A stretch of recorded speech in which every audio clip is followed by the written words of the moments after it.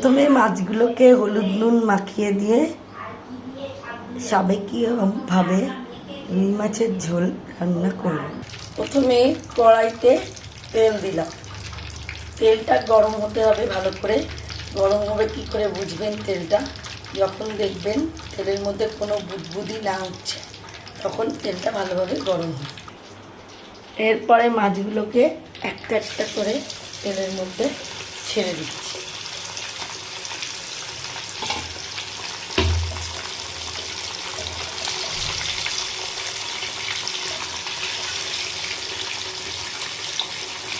কড়াইতে তেল দিয়ে তেলটাকে গরম হতে দেবো।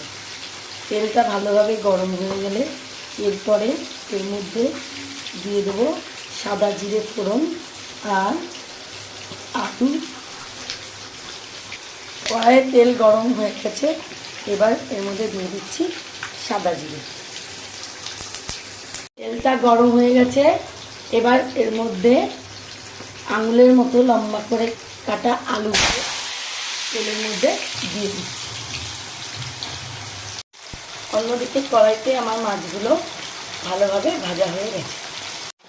আমি একটি মশলা তৈরি করেছি, তার মধ্যে আছে জিরে বাটা, আদা বাটা, হলুদ গুঁড়ো, লঙ্কা গুঁড়ো, ধনে গুঁড়ো। এই পেস্টটা দিয়ে আমি মাছের আলুটাকে ভালো করে কষিয়ে নেব। এই পেস্টটাকে দিয়ে মাছের আলুটাকে কষিয়ে নিচ্ছি।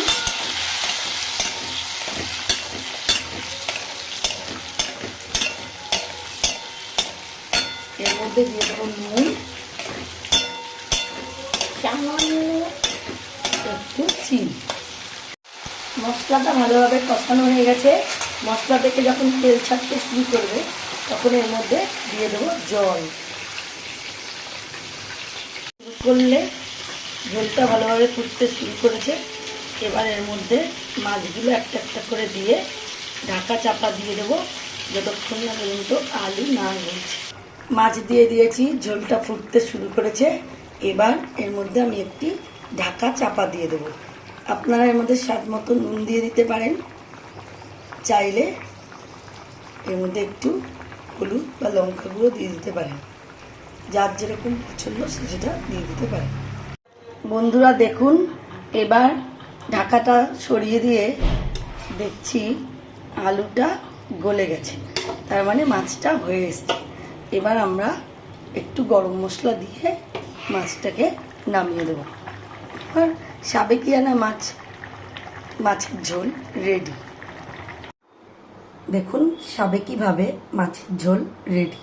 বন্ধুরা, আপনারা চাইলে এটি বাড়িতে ট্রাই করতে পারেন এবং কমেন্টস বক্সে জানাবেন কেমন লাগলো।